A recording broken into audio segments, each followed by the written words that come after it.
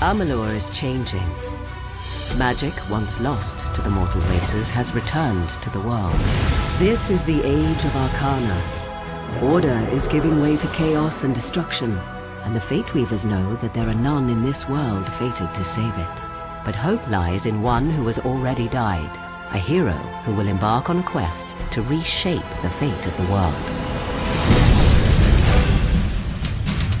The legend begins in the Well of Souls, when gnomish scholar Fomerus Hughes finally succeeds in his attempts to restore life to the dead. The pursuit of immortality. You're the only proof of what we've achieved here. The hero's search for answers leads to the Fate Weaver Agarth, who sets the hero on a treacherous journey to discover the truth. Fate's weave is always hard to see, but your path is yours to determine. Along the path to find truth and meaning, the hero will encounter a number of factions that want to enlist the aid of the Fateless One. The hero may find it advantageous to join one or more of these factions, for they each possess unique knowledge that will help him on his journey.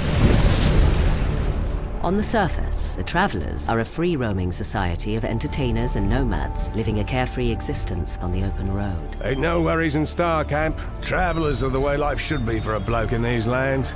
However, they are from a lineage of the finest thieves that ever walked Amalur, and becoming one of the Travelers allows the hero to buy and sell stolen goods, as well as delve into the fine arts of stealth, crime, and subterfuge. I can part with the daggers for half of what I was asking. I'd rather not get on the bad side of the Travelers. The Scholar Arcana was formed generations ago. It has since become the central university for all mortals who wish to study the practice of magic. We have a responsibility to know what these forces are, so that we may better control it. A student who shows sufficient talent is granted access to the libraries of the Scholar Arcana, where they may study the arts of sagecraft, dispelling, and alchemy. My suspicions regarding your potential were well-founded. The once proud and noble warriors of the Warsworn are now known as the finest and fiercest hired swords in the Phalanx. A mercenary sells a sword without honor.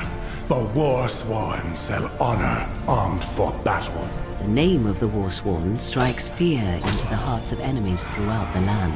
Once proven in battle, a Warsworn pledge has access to skills, weapons, and training that cannot be found elsewhere.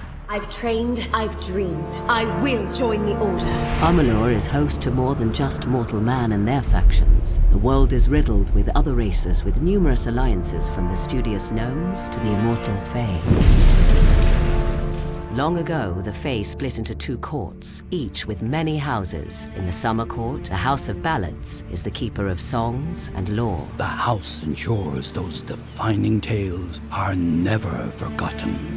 In these dark times, a hero is needed to relive the tales of old and continue the song. Meanwhile, in the Winter Court's House of Sorrows, few follow the old ways, and for the first time in living memory, the House of Sorrows will welcome an outsider into their ranks. It is not a simple task I ask of you. We need someone who understands that. But even the immortal Fae are helpless against the forces that are rising in Amalur. A twisted new sect from within the Winter Court, the Tuatha. The Tuatha grow in power, driven by their strange new god toward the destruction of all mortal life. They are warriors, priests, and zealots who worship the god under the mountain and obey only Gadflow, their malevolent leader. For the first time in the history of the world, Fae have marched to war against the young races, and after a long decade of conflict, it seems that the Tuatha will emerge victorious. The rise of magic has upset the balance in Amalur, and the world teeters on the brink of chaos. Death has freed the hero from the bounds of fate, but there is a treacherous journey ahead for the Fateless One. With divided factions and warrior insurgents with their own agendas, the escalation of pure evil in the war-torn land will challenge and ultimately shape the hero's destiny.